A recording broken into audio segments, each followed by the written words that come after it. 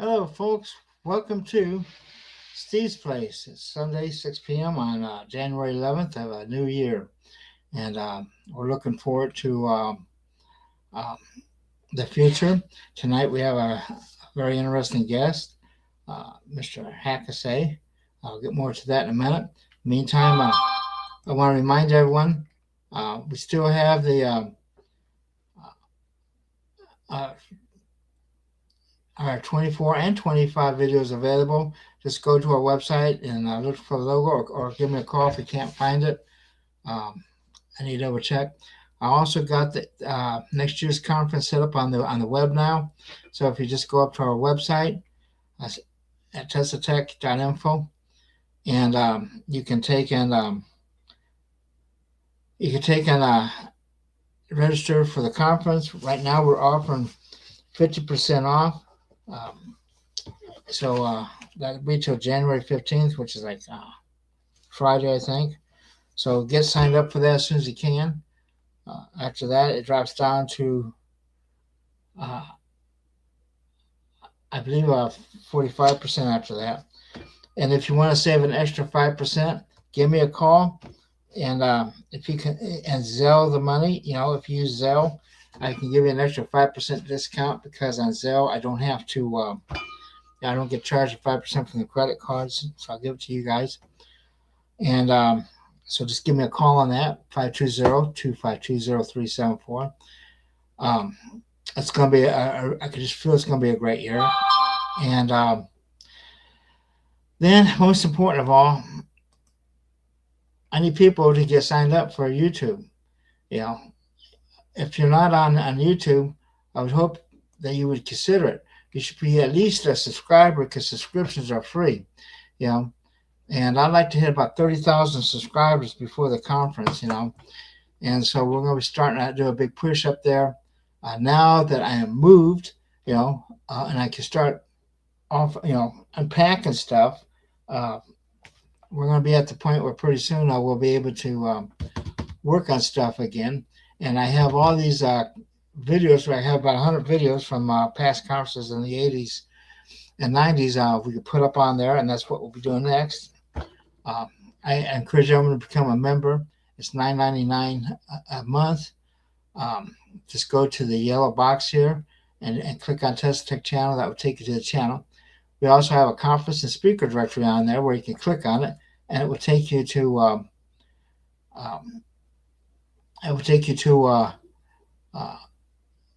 their list. Like we have conference lists of all these are our conferences and that. And so anyway, it's like $9.99 a month. I encourage everyone to sign up and join. That's in addition to subscriptions. Subscribers will get you a free, we have free ones, but it will also notify when we put something up there. Membership, we have a lot of membership only videos up there, and you have to be a member to see those. And we'll be putting all the 24 and 25 ones up there eventually here. It's just we've been so backed up because we moved. And for those of you who haven't heard, I live in the middle of nowhere. It takes me 40 minutes to get to anywhere. Whether I'm going to Laughlin or where I'm going to Las Vegas, it's 40 minutes. So any trip to the store is a 3-hour ordeal. So anyway, but I love it out here. It's great. I have a huge place to work out of finally, and everything's going to be working okay. Now, tonight's speaker is Mr. Hakasays. I got a little bit of information about him. Okay, he's involved in fringe science for decades. His products span an array of fields, come from electronics to computers to 3D printing, steam turbines, woodworking, machining. A regular Tesla kind of guy. And a Robert Heinlein and MacGyver fan. His motto is specialization is for insects. So he also is working on the lines of work that Eric Dollard and EPD Labs are working on. And so anyway, and he's even doing stuff with Philo Farnsworth material. And Farnsworth was working on fusion at the end and felt that he couldn't provide a means to get the stars. So without further ado, Here is Hakasays. Good to have you here, Mr. Hack. So, Thank you, Steve. Thank you for having me. So, and we're looking forward to coming to the conference. I presume you're going to take and bring a bunch of equipment with you, huh? we'll see what I Maybe. can pack on the plane. It's always a question of how much can you pack into a couple packs of luggage and still be worth playing. Um, yeah, it'll be fun regardless. I got to have something to show and tell. Yeah, and consider driving because we have free parking. A big thing for anyone who's ever been to LA and that, you have to pay for parking there, or even in Vegas they make you pay now. But we have free parking in Albuquerque. Let me look at that. Southern California might be a bit of a drive, but if I got to carry, more than 500 pounds of equipment, that might be the only way to do it. Well, it takes me about 9 hours from Vegas, so Uh, probably about the same difference. But oh well, such is life. it's a pleasant drive. It's all 4 lanes all the way, and they also have a train. Amtrak goes to there, and Greyhound goes to there. Thank God, and Greyhound she's going. And like I say, and there's two interstate highways, one going north and south, and one's going east and west. So Albuquerque is like a crossroads, and it's an easy place to get to. We have reasonable hotel rates, this year, you know, and lots of food and lots of good people. And that's one thing about our conference. You're gonna love meeting the people.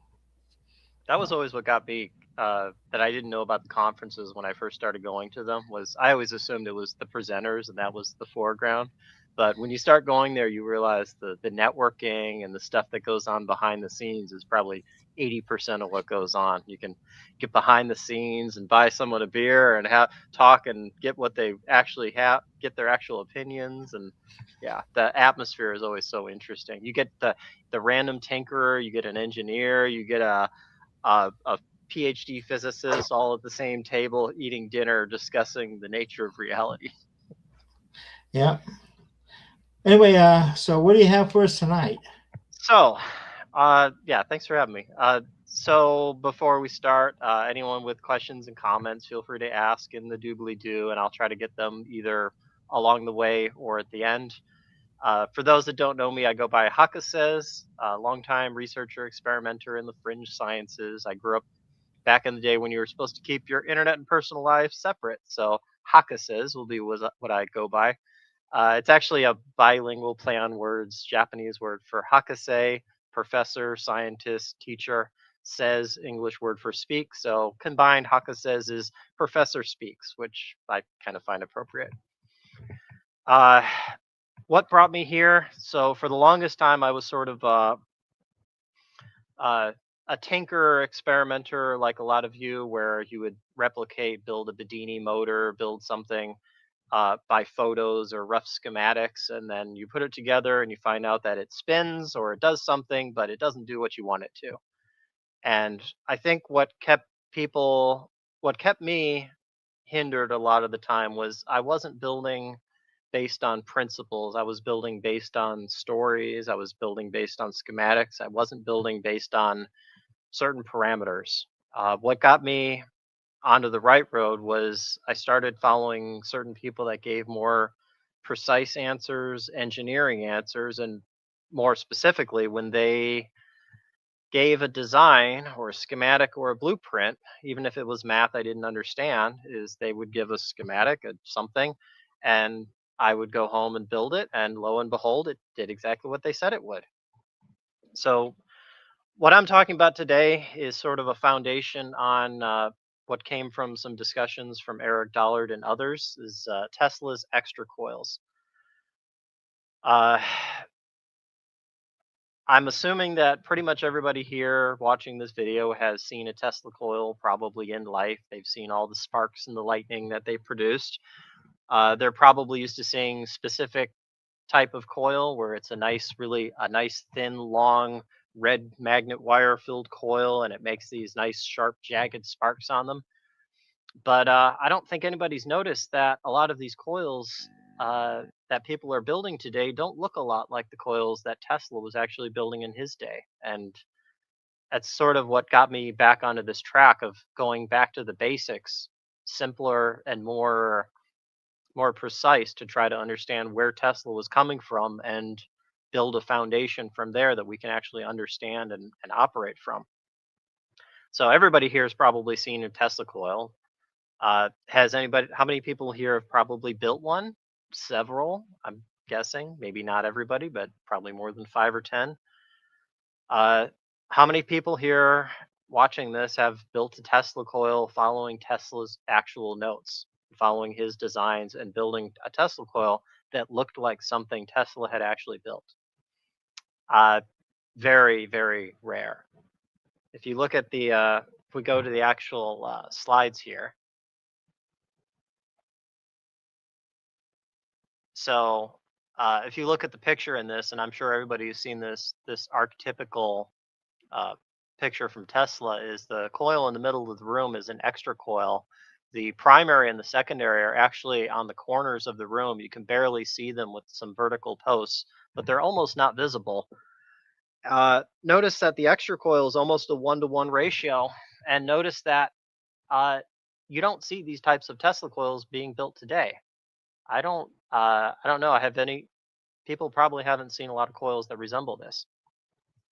So if we go to the basics, Wikipedia says that a Tesla coil is a resonant transformer invented by Tesla, produces high voltage, low current, high frequency alternating current electricity. Tesla experimented with a number of different configurations consisting of 2 or sometimes 3 coupled resonant electric circuits. How many Tesla coils have you seen in practice today that have employed 3 coils?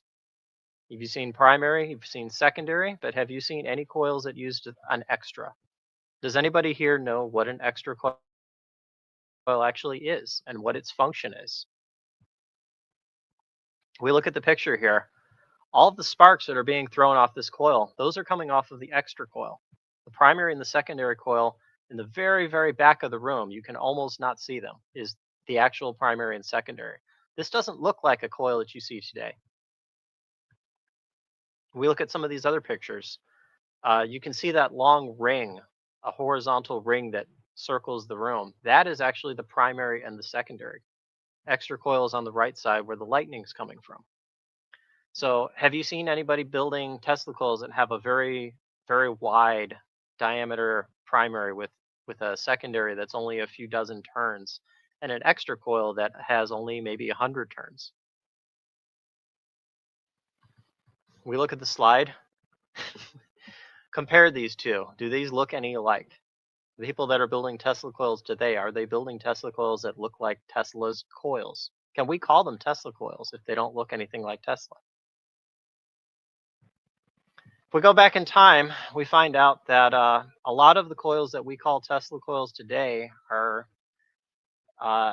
potentially not Tesla coils at all, but they're from a person named Marie Odin in the 1890s had developed a resonant high frequency, high voltage oscillating transformer. And if you compare the schematics, you'll find that the most Tesla coils today are actually technically Odin coils. They are not Tesla coils because they do not have a Tesla coil. They do not have an extra coil. We pass forward. We see this is a coil that is a Tesla coil, that can be considered a Tesla coil. On the very top, we have our old photo from Tesla and the diagrams and schematics that went with it. On the bottom, we have a presentation that was from Eric Dollard in the 2019 ESTC conference. This extra coil consisted of a 3-turn primary, a 15 to 20 turn secondary on the long side on the ring, and in the very middle was an extra coil. The extra coil was where most of the magic happened. This resonant coil was designed as a 1/20th Colorado Springs coil as part of a research project, an experiment to try to see what Tesla was actually building in Colorado Springs, understand the tuning, the construction, and the design practices, and how the performance actually differed from the coils that most people built. So seeing the difference between that led me onto this road of experimenting with Tesla coils to understand the difference between what was being built back then and what's being built today. So if we compare a modern Tesla coil, we'll call it modern coil, is the coils that we see today are very tall. They have a very long, thin frame. The modern coils usually have 1,000 turns or more. The coil that we saw in Tesla's photos was less than 100 or less than 150. The coils that are wound today are very thin wire. They have a high resistance and they're wound with thousands of turns. The coil we see in Tesla's photos and the replica we see in 2019 was designed specifically for low resistance, higher efficiency. Coils today are very high inductance, and capacitance is either minimized or ignored entirely. Coils in Tesla's day were balanced. They had a high amount of inductance and a high amount of capacitance. As a result, the coils today, coils today tend to have a lower Q factor or quality factor. Fancy quality factor is essentially a term for how well it rings, how much it resonates. If you would strike a bell that has a low Q factor, then it will have a very dull thud. If it has a high Q factor, it will ring continuously for a longer period of time. As a side effect, the Tesla coils today tend to be very wide band. They operate over a long frequency, and they're less efficient. The Tesla coils in the day that use extra coils were much more narrow band and higher efficiency. As a result of some other factors, the coils that are made today tend to be very stable with a very predictable frequency. Once you wind a single coil, thought I brought one with. There's very little difference depending on where you put it in the middle of a coil or side of a room or whatever. But a Tesla coil, an extra coil that you wind following Tesla's notes, is much more harder to tune because it's so much higher efficiency. It turns out the coils are so efficient that any objects and bodies within the room will begin to affect the tuning and the frequency, which has a very significant impact.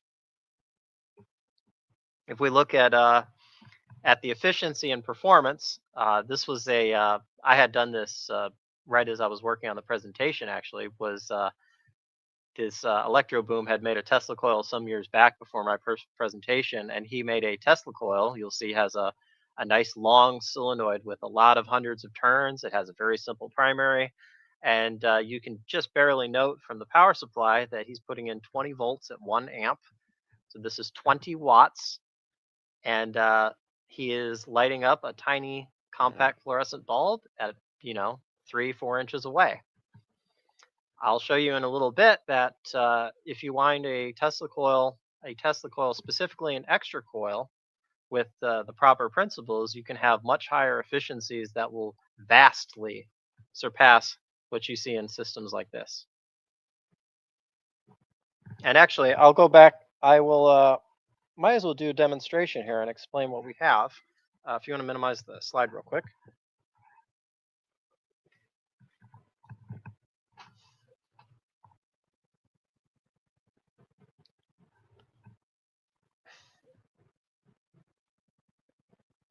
It disappeared. Okay. So the coils that you've seen to this point are Tesla coils that have a primary, and Tesla coils that have a secondary. There's a primary where the energy circulates. There's a secondary where the energy is amplified. Very few people that I'm aware of know that you can have a Tesla coil that is just one coil. It's just an extra. Very few people seem to know that this by itself is a transformer. This is a primary, this is a secondary, this is an extra coil, all in one piece with one wire. And what you can do is, instead of having the primary and the secondary, the extra coil by itself is a resonant transformer that takes high current, low voltage on one side and outputs very high voltage, low current on the other side. And it does it at a very specific resonant frequency. Now, you can probably see here, this is an open frame material. This has high density. This is actually 3D printed, made from PLA. But you'll notice that there's very minimal framing material. I didn't wind this on a tube or anything. And I wound this with some amount of spacing between the leads. There's a very specific reason for this, is the spacing between the wires allows certain amounts of energy, both magnetic and dielectric coupling, to build up in free space. And what happens is when you have a coil like this, it takes a very small amount of power pumping energy into one side to get an extremely high translation of potential on the other side with just this one coil. So the demonstration that I have here, which you should be able to see. So what I have here is I have an extra coil. This is one coil. There's no primary, there's no secondary. This is just one single coil wound on high density polyethylene, very low dielectric loss frame. The people that can't see it, we'll have some better quality photos afterwards. That should be able to clean up. But anyway, so this is one coil. It's about 100 turns of 20 gauge magnet wire. It has no primary. It has no secondary. It's just a single coil. Below this, I have a frequency generator. This is a common function generator, DDS signal generator. You'll find that I've tested a multitude of these. They all seem to have pretty much the same characteristics, where they output up to about 20 volts, 50 ohms. And when you test the power, these do not put out, anybody that's used these knows they put out almost no power at all. It turns out it's about between 1/4 and 1/3 of a watt. So if you remember the slide from a moment ago, Electroboom had made a Tesla coil that was 20 watts, and he was lighting a little fluorescent tube at a couple inches away. This is simpler. All I have, this is a signal generator with one lead.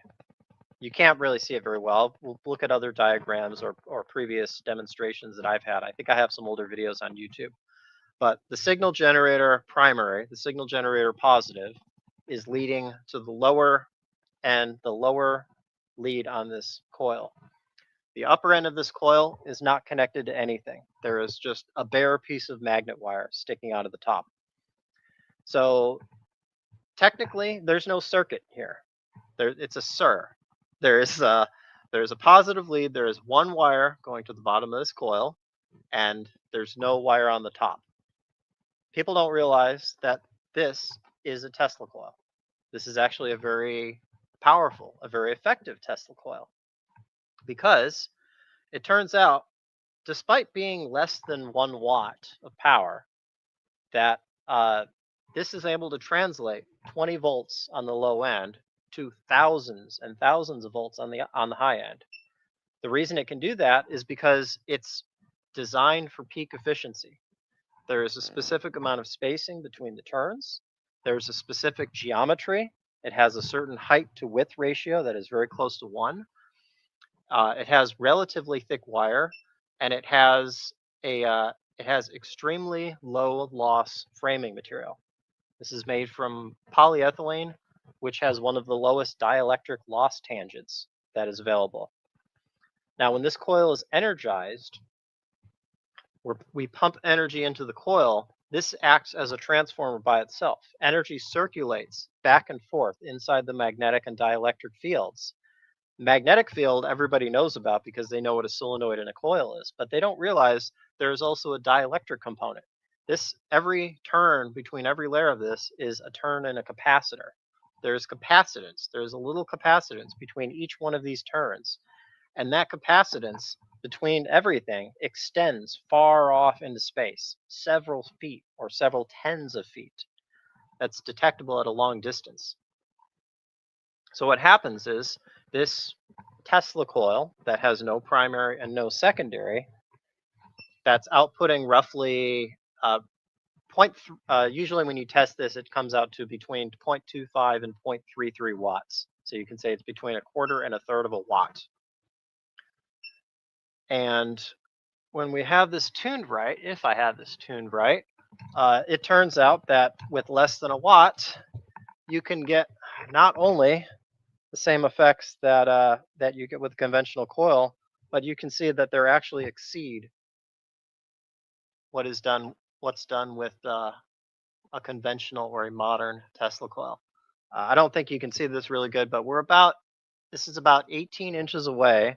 I'm lighting a full fluorescent bulb, and I'm lighting it with the signal generator. I'm not using a power supply.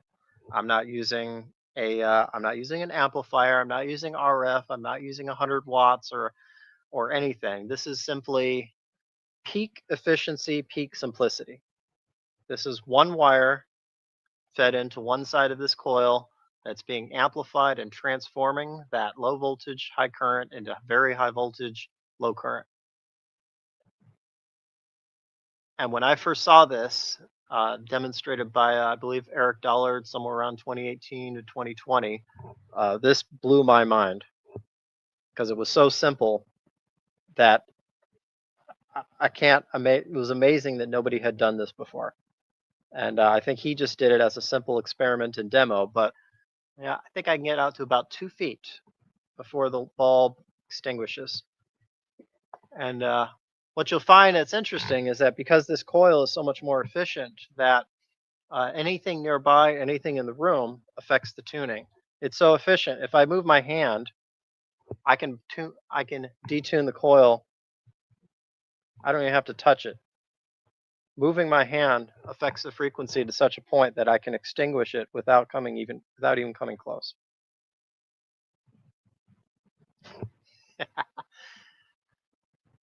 So anybody that works on the bench that has a signal generator, oscilloscope, and is willing to experiment with this, I have some other demonstrations and experiments on my YouTube. They can look at this and try to replicate.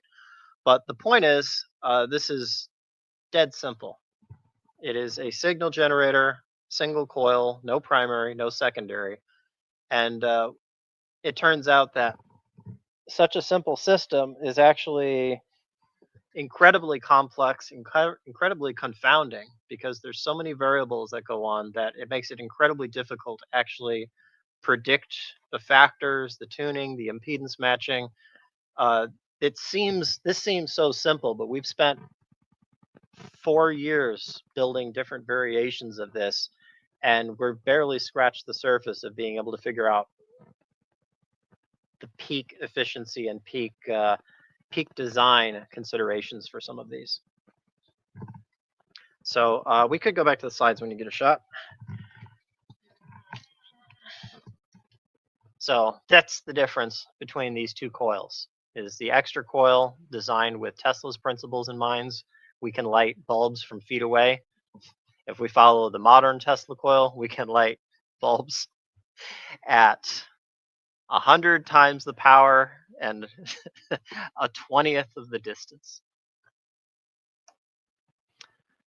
So this is a very brief rundown. I'll go into more detail when I do a proper presentation. This is sort of a sneak preview. But the main principle for making coils that have an extremely high efficiency is choosing a very low dielectric loss tangent frame material.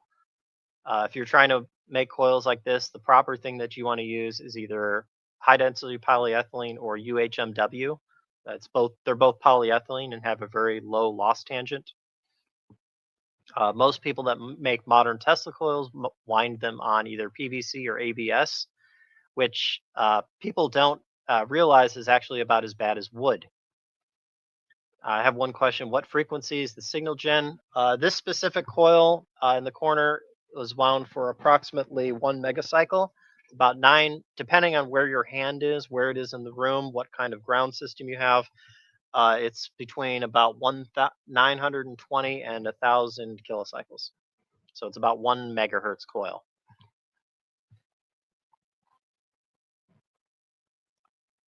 One person talking about going back here, the framing material. Yeah, polyethylene was the core key. I can discuss about other framing materials. If you have anything, if you only have PLA and a 3D printer, you can make coils with that will function, that will have relatively high efficiency. But for the ultra peak, anything above a quality factor or a Q factor of about 100, it needs to be basically zero loss material or a coil as large as a building. Moving on here, the wire selection. Generally, you don't want to use, you don't want to go any lower than about 20 gauge wire. Below that point, the resistance tends to be higher than the actual conductance, and it doesn't get a quality factor that you need. A lot of modern coils you will see are wound anywhere between 24 gauge and 34 gauge wire. It's really extremely high resistance. It's almost amazing to get any results with them sometimes. If you want the super duper Porsche style, you can use Teflon coated wire, what is it, 213, RG316 coax is silver coated FEP wire. Feel free to email me or message me on Discord at Hakasays if you have any questions or interested in replicating. Want to go into more details. I also have some other YouTube links where I go briefly into this too, as well as a previous presentation at the ESTC on exactly this topic. Question is, are there math equations available? Yes. The first place that you want to go to is this. A Tesla Xray coil is a quarter wave resonant antenna. So what you want to do is you can use a quarter wave calculator to start putting the calculating the length of the wire and the general characteristics. And if it's a roughly 1-to-1 coil with some amount of spacing between turns, that will usually get you pretty close, within about 15% of the predicted frequency. Moving on here, if you're trying to do a construction or replication, the technique that I recommend nowadays, I've dubbed it the jigsaw method. What you essentially want to do is you can 3D print machine using a table saw, circle cutting saw, is you make a horizontal rings with certain grooves cut in them, and then vertical risers that fit that. And I'm not sure if you can see that very well, but similar principle that you can see. That should make quite a bit of sense. Jigsaw method using a horizontal riser with grooves cut in it, vertical risers with grooves cut in it. You can design this with 3D modeling, perhaps Fusion 360 or Inventor, 3D print prototypes of this using PLA or ABS plastic. It won't have the same characteristics as the coil that you see in the corner here, but it will get you somewhere. Spacing on the risers cut for, depends if you're talking about the wire spacing or the distance between the risers. Basically, you want to have enough material that the thing supports its own weight, but minimizing the total amount of material. So the problem is if you make these, if you make the risers, the rings too small, then the whole thing will bend and flex as you wind it. The wire spacing, the per Eric Dollard, the highest efficiency spacing is center to center, about 160% wire spacing. It was 162%. So that would be 62% between wires, or 162% the diameter to the spacing. If that makes any sense. But we found that that's a relatively loose term. You can go quite a bit higher or quite a bit lower without making a big impact.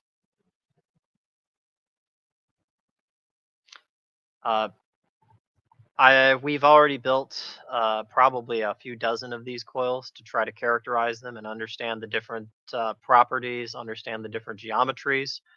One of the reasons was to figure out what framing materials had the biggest impact, whether the geometry, if it was a wide, fat coil, or if it was a tall, thin coil, how that affects the frequency, the dielectric and magnetic components, and things like impedance.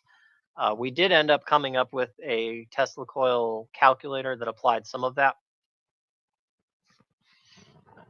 Sorry to go out of order a little bit, but the previous discussion where we're lighting a fluorescent tube at some distance with a single wire signal generator, no primary, no secondary.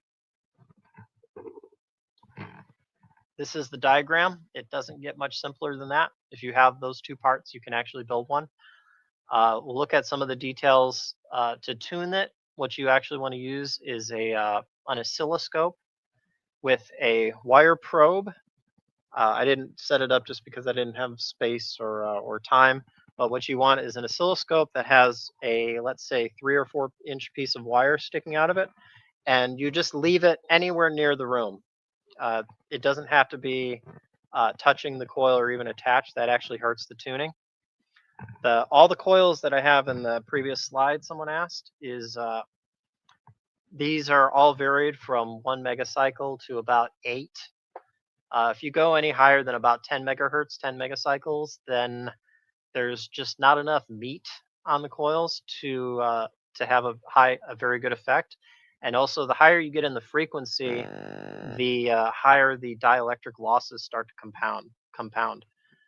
Tesla's coils that he had made in the original photos were significantly lower in frequency. That's how he was able to get away with making them out of wood. He was operating at under 100 kilocycles. He was often operating in the 30 to 50 kilocycle range, which isn't, it's low enough to be considered ultrasonic.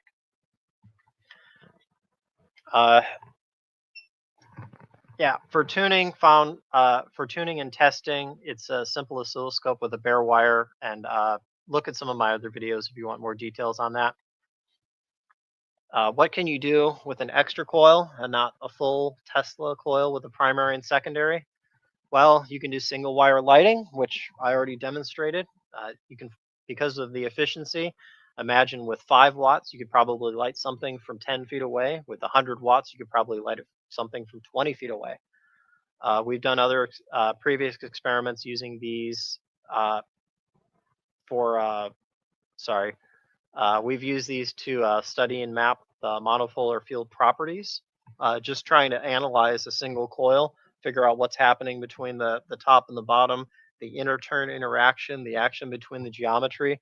This is a lifetime field of research by itself. And as you can see right now, already we're only a half hour in, and I'm skipping so much of this. This is multiple years of effort just on my part, and we've only scratched the surface on this. You can use this as a low-band ham radio antenna, which is part of our work with Eric Dollard and EPD Labs. We've been using a larger version of this type of setup as a telluric communication and telluric test platform. There's essentially, I think I have a later slide for this, so we'll see if we get to that. Can use these coils to measure time of flight, velocity, other predictions like that. There's a potential that the parallel longitudinal frequencies and longitudinal resonance can be used for superluminal or potentially extraluminal communication or power delivery. We don't know. Some of the math provided by Dollard and Steinmetz allows for the possibility, but it's quite an advanced topic that requires a lot more engineering and funding in order to demonstrate. Have we done Schumann resonance power off the ground as your signal generator instead of a machine for power? We have not done that because the coil that would be required for a Schumann resonance antenna would be 7 hertz, and that would be something like 5,000 miles of wire. It would be the size of a skyscraper. It would dwarf what you saw in Wardenclyffe. That's probably why they didn't do Schumann resonance antenna, because the 7 to 50 cycle of range antenna would be massive length of wire. Like an AM radio antenna, exactly. This extra coil is technically identical to an AM radio antenna, except instead of being designed to radiate power off into space, it's made to reflect power and recirculate it inside the system. One of the things we can do with other things we can test is parametric variation. That's variation of inductance and capacitance. That is also another very high level system. That has to do with non-conservation of energy and non-continuity, or continuity but non-conservation of energy. Using complex arrays of circulating currents and changing parameters, you might be able to end up at situations where energy could be produced or destroyed in a system not unlike what you see here. Cosmic induction generator. Anyone that's familiar with Eric Dollard's work knows there's some other experiments using a pair of these coils pointed end to end facing inward.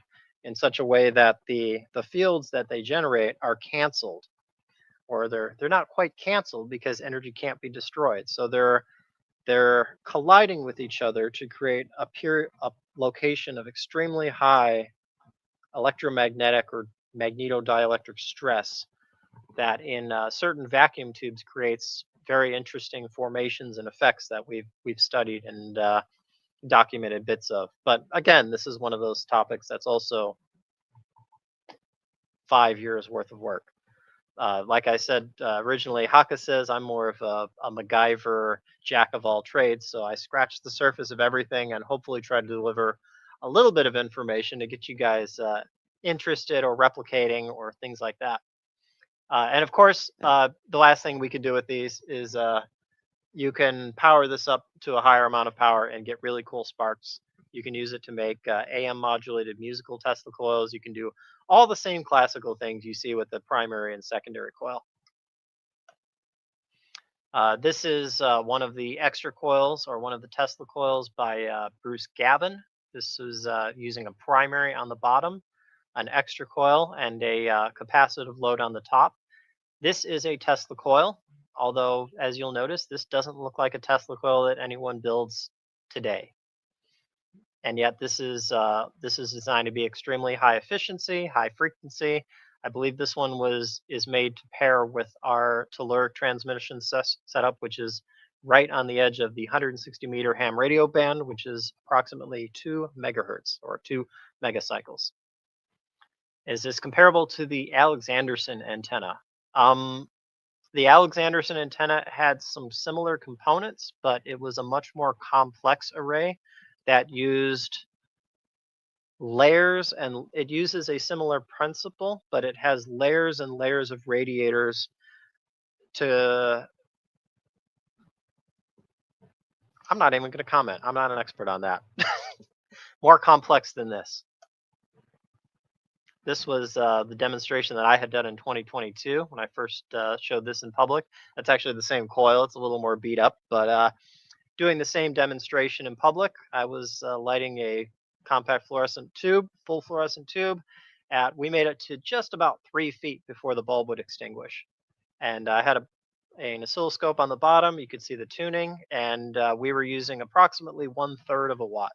It was between 0.25 and 0.33 watts by what was measured.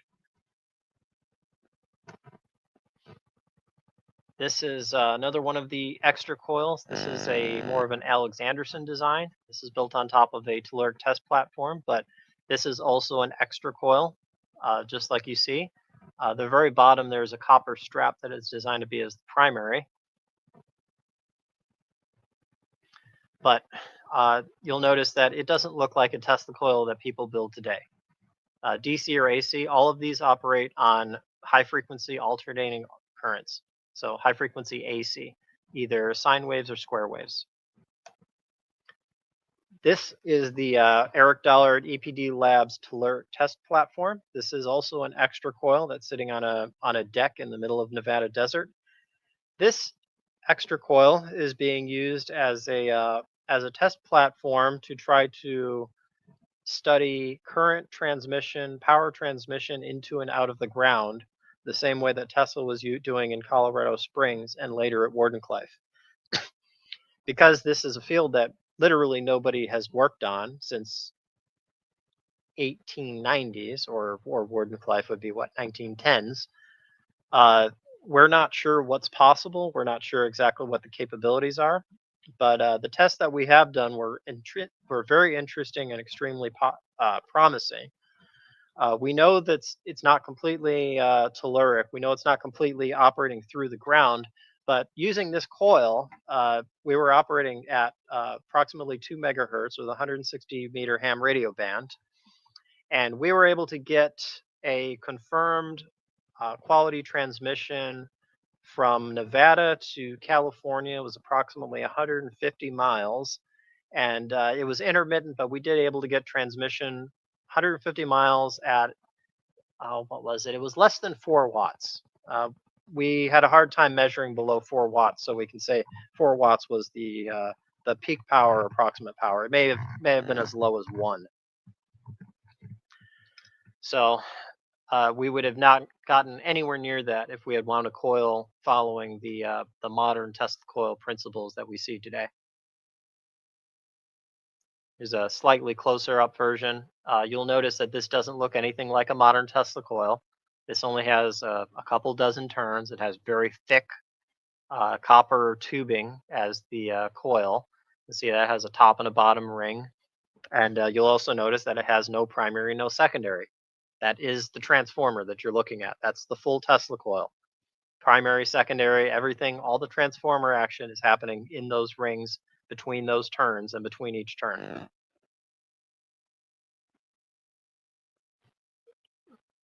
Someone said, recommend adding some coated ceramic insulators where the frame meets the coils.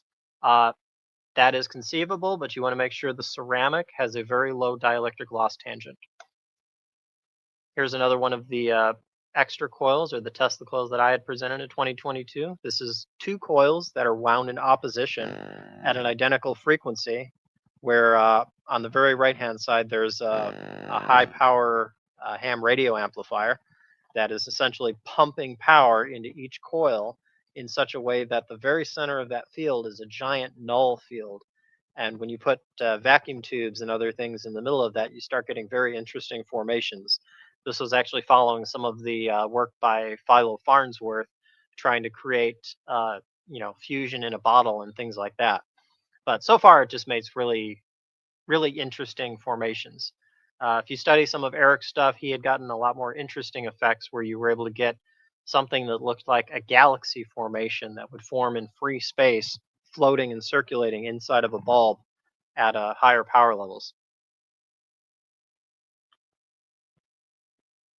So that's all I have for extra coils. I know it's a really rough primer. I skipped 99% of what is there available. But if anybody has quick questions or comments, if they're curious on replicating, look for Hakasays on YouTube. I did a couple videos explaining some of these basics and doing a little bit more of step by step. If you have an oscilloscope, signal generator, and some time, you can reproduce and build something like this and experiment with it. And I think you'll be very interested and surprised at how complex such a simple system is. So I do, depending on what kind of questions we got, I can also talk about some of the other stuff that that we're doing or that I'm doing that you all might be interested. So give you a second for that. I don't know if there's anything I missed, Steve. If you have any questions or comments, I'm sure I ran through that like blinding fast.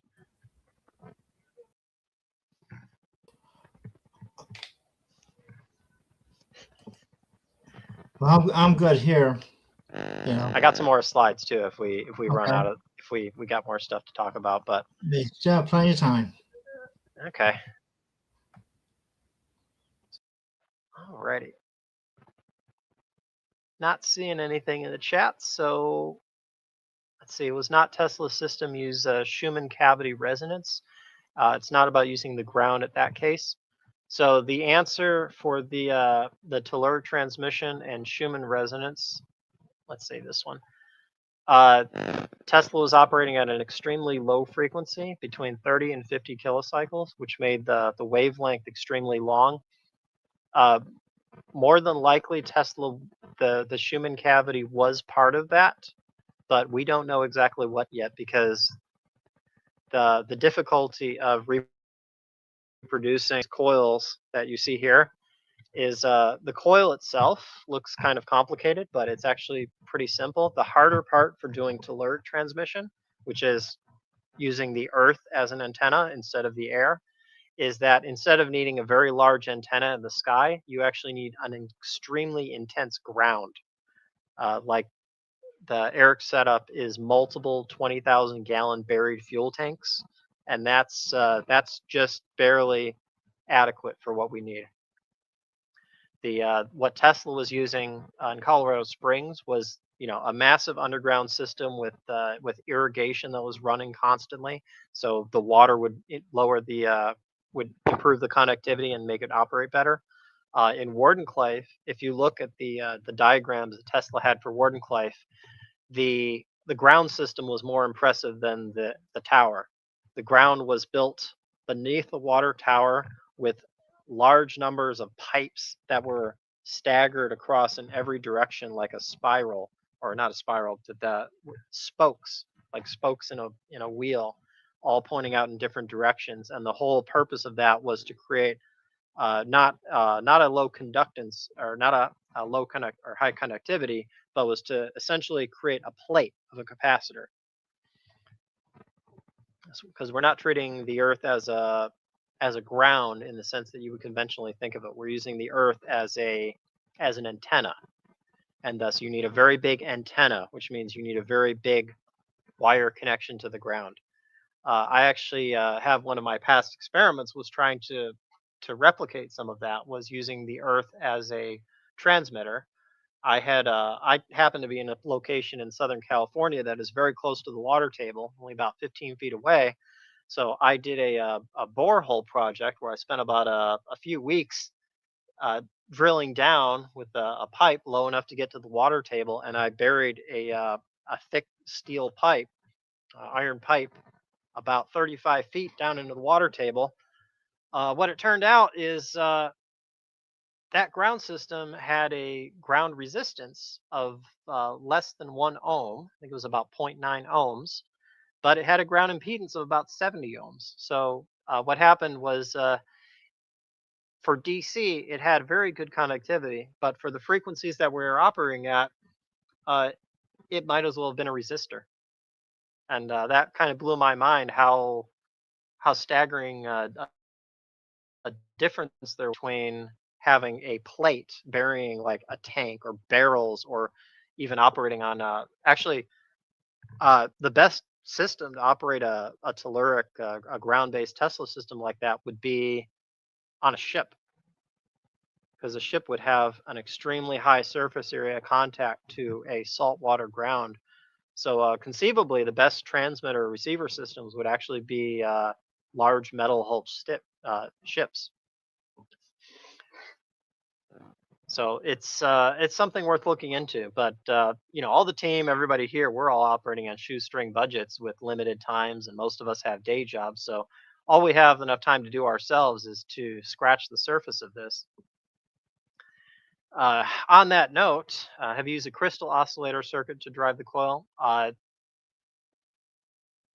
No, because a crystal oscillator tends to operate on a fixed frequency, and you could do that, but you would have to tune the coil to the oscillator frequency.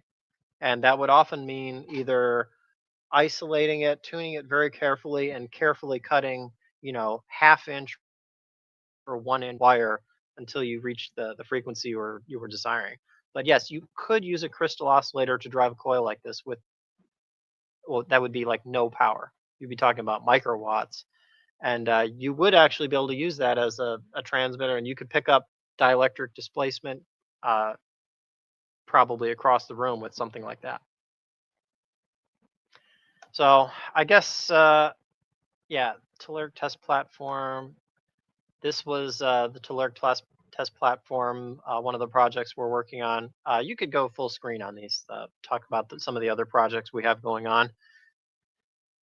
This was the platform with the design of using a ham radio transmitter and conventional system to transmit power into the Earth and see what properties it had compared to conventional radio, and replicate Tesla's designs as intended to see what we can do with that.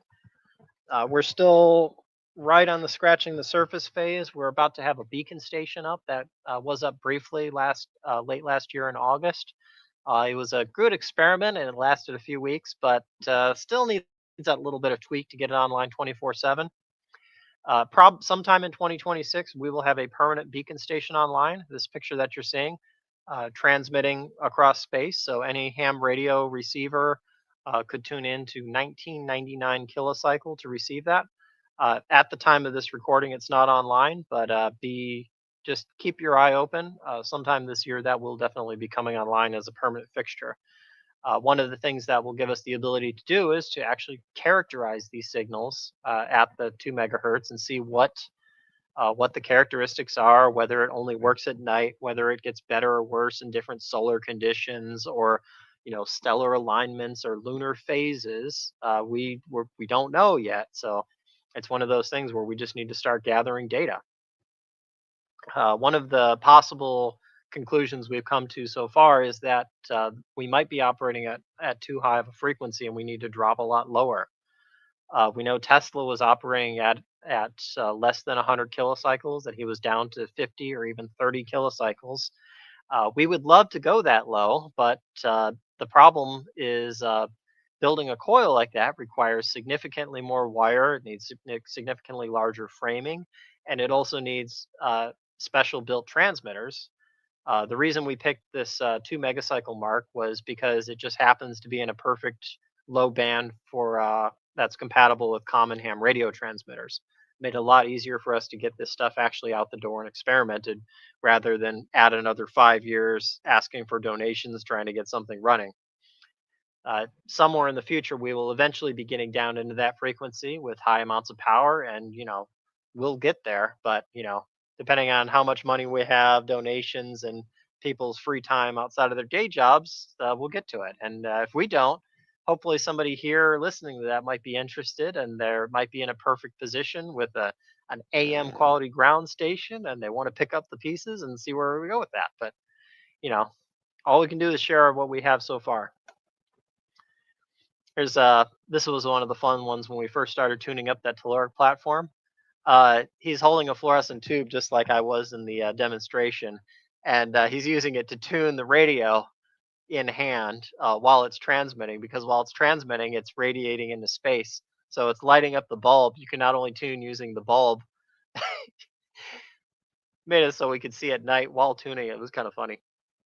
And I had done another one where I started doing the Star Wars lightsaber twirl at night, so that was fun. So other fun little things you can do with these as show and tell. As long as I'm on the telluric test platform, this was the rough diagram. Tesla extra coil on the left hand side, matching transformer, but you'll notice there's no primary, there's no secondary. This isn't a Tesla coil as people would build them today.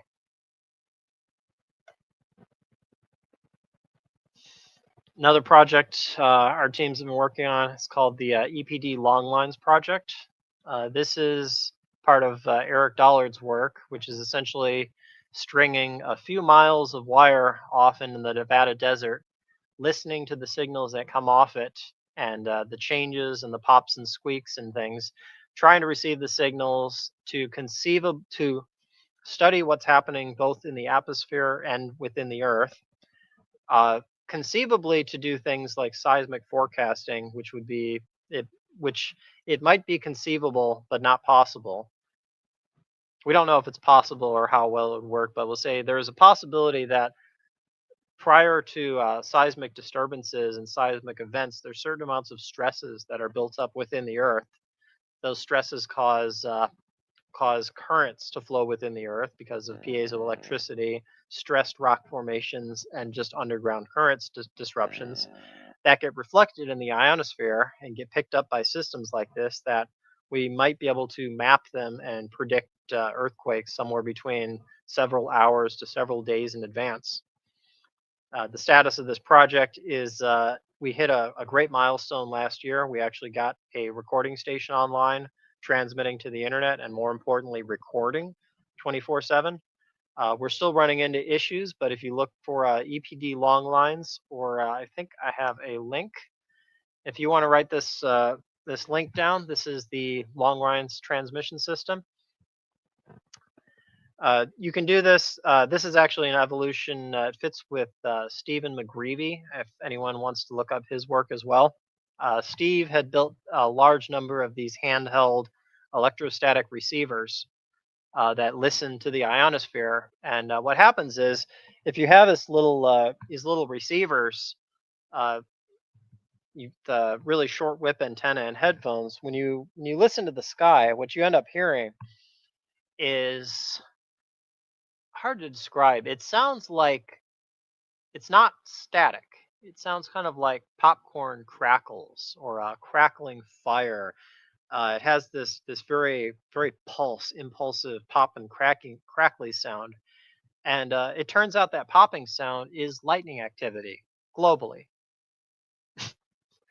And these little handheld, whether it be a little handheld antenna or this multi-mile long antenna field, it picks up these pops and cracks and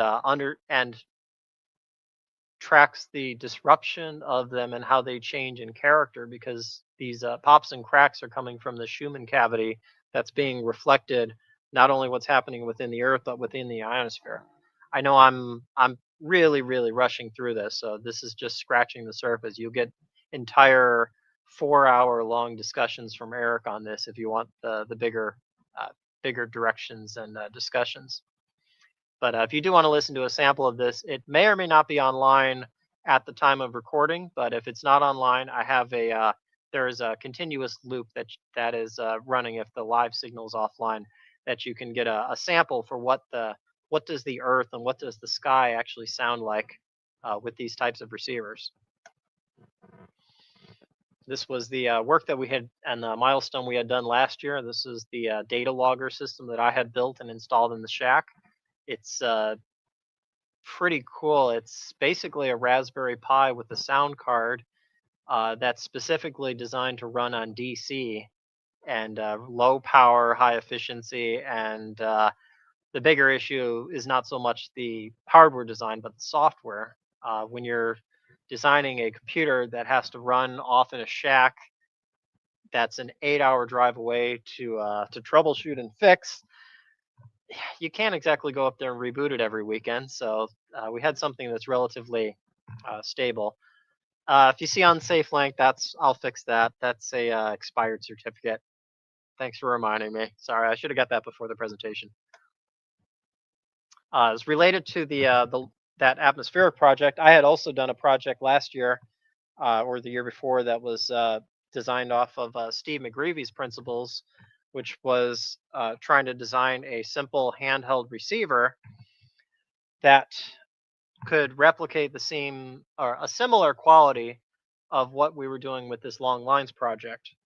So if you follow Stephen McGreevy's work, he had these little handheld receivers that are about the size of this, and you plug in a pair of headphones and you hear these same pops and squeaks and crackly sound. That's that whole global ionospheric activity. The problem with these, the problem with Steve's system was that it was a very sensitive receiver and very powerful. But the problem was that it listens in a frequency that is the audio spectrum, and it turns out that's very close to power line interference. So the 60 cycle power line noise is basically everywhere.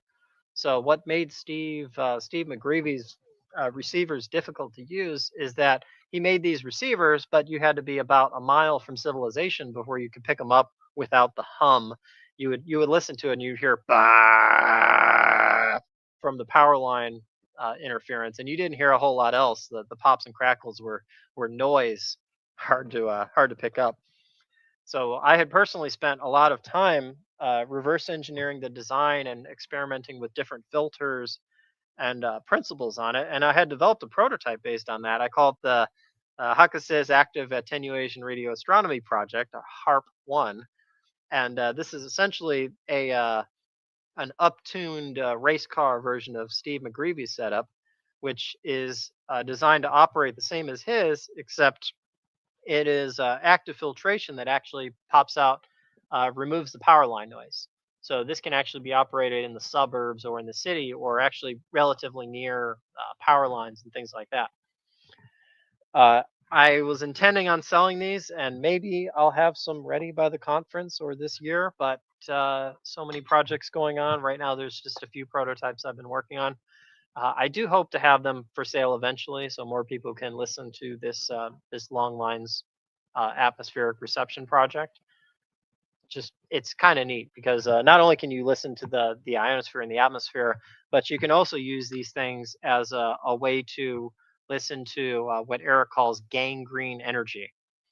which is any modern electrical system, puts out huge amounts of electromagnetic interference that can be picked up in the audio spectrum by systems like this. So pretty interesting to listen in, kind of like looking at a thermal camera where all of the different it's a world that you aren't normally exposed to. So it's kind of fun to explore that. This was Steve McGreevy's WR3 receiver. I think he has the schematics, and he sells some on eBay, I believe. This was some of the work that I had done making the improved receiver, the Harp 1 receiver, which I do hope to have for sale eventually. Some of the boards and prototypes that I had made. Another one of the projects I'd been working on is I don't even know if you want to keep going, I can keep going. But another one of the projects we were doing was Philo Farnsworth. Sorry. Let me get a sip of water here. 1 second.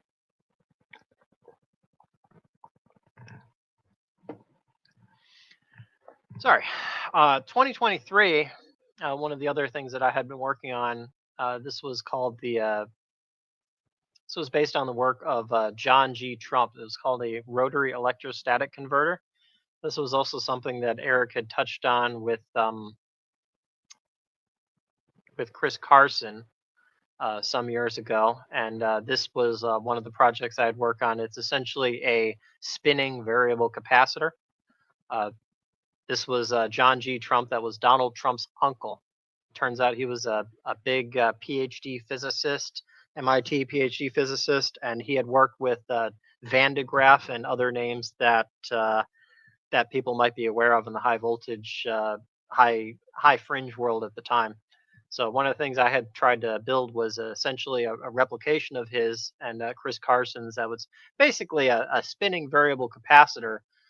It was a new type of motor or generator that operates without magnets and without coils. It runs purely in the electrostatic domain.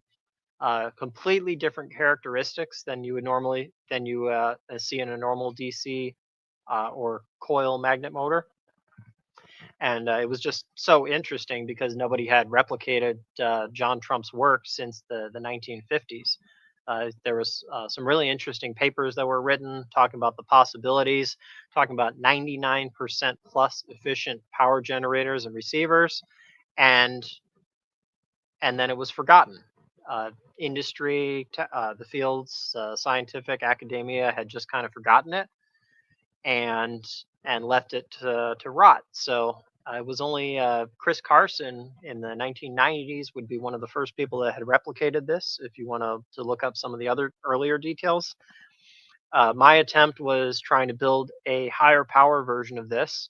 It turns out the Trump motor or these rotary electrostatic converters, the only problem with them, you don't need magnets and you don't need coils, but you do need to run them in a vacuum, and you need to run them in a relatively deep vacuum.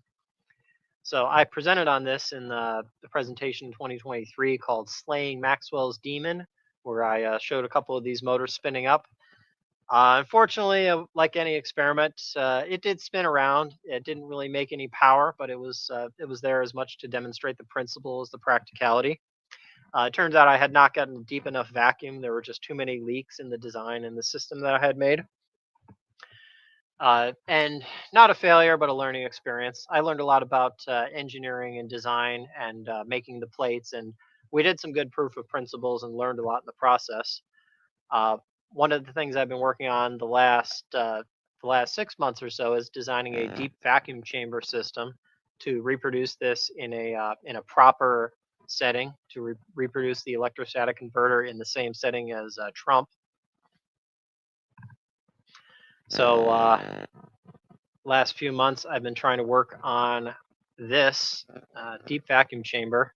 As long as you're doing an ultra deep heavy vacuum chamber, you can also do things like the Farnsworth fuser.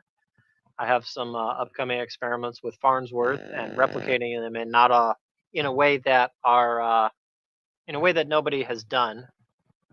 And I don't know if it'll work or not, but it goes on an interesting principle that actually uses something similar to this extra coil demonstration, that I think might have some interesting characteristics, or at least might be more efficient. It'll be a fun experiment to try. And there's a whole bunch of other stuff that I could talk about for probably 8 hours apiece, but I think I'm already over an hour here, so I think I'll pass it back to Steve. And if anybody has any other questions, I'll keep trying to hop to get to them. I'll go back on here. Have you tried homopolar generator? Yes, I did try to build a monopolar generator or unipolar, whatever you call it. But I built it so many years ago, my engineering skills were not quite up to snuff. It turned out the problem with the monopolar generator is the brushes and the high speed, and my skills were not up to the point of using a big lathe to get that to run properly. It's one of those things that I do want to get to in the future, because those types of generators are really interesting by themselves. Well, thank you for that. Say, I do have a comment. You know, like you were talking about these. I know I was a jackrabbit. I just bounced every other topic. That Tesla supposedly had back in 1899. I know.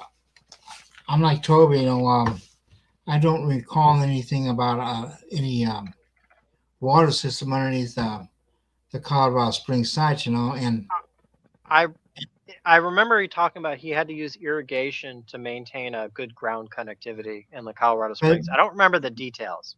The problem is the only water that was available in Colorado Springs would have been the water pipe for Colorado Springs, and he made a note in the Colorado Springs notes about exactly how far it was from his coil to that water pipe, water system. And to build a good ground, he had to dig a hole, a huge hole at the site, and buried a whole bunch of copper plates.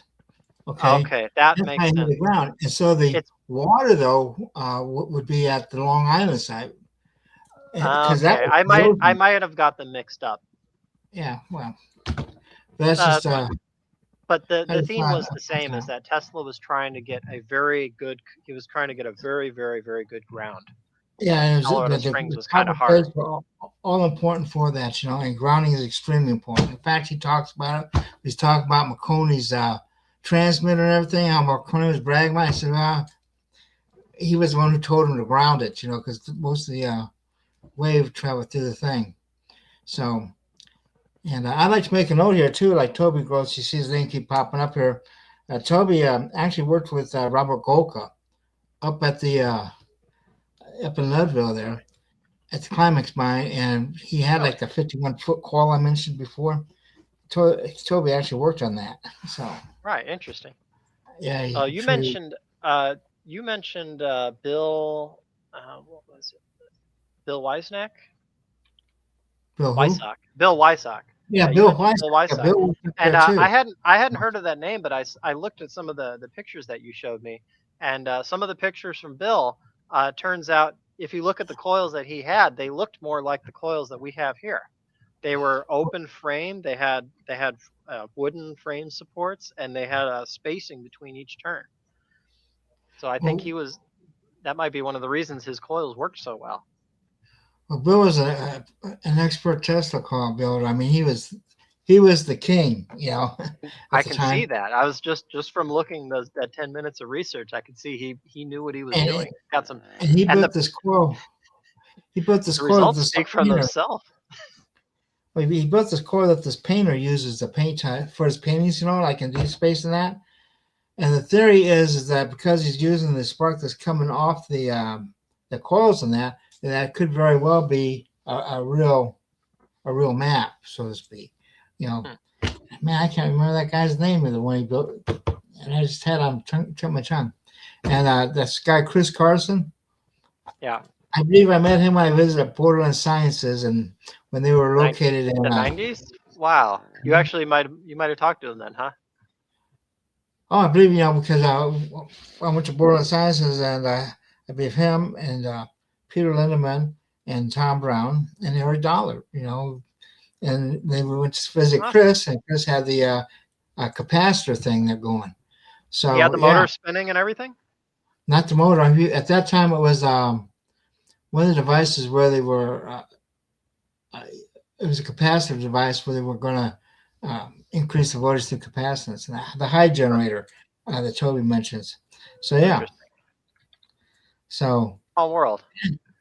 it's a small world, and that's a comment. I hope everyone comes to the conference because I think I'm going to have a great time, and you're going to meet a lot of people. I mean, I've been doing this since 1984, and anyway, we have a guest in the things. There's Bernie. Hi, Bernie. Hello, Yeah, pleasure. for Hakasays. Absolutely Crypto alchemist. amazing presentation. I'm Thank you, sir. very, very impressed with your work. And you said you're located in Southern California, and That I am. just so happens I'm catching a flight there in 3 days' time, and I will be down for 2 months working with Nathan with Old Man Builds. Not sure if you're aware of his work, but does a lot of Tesla coil stuff. And if you're I up didn't know for he it, was down there.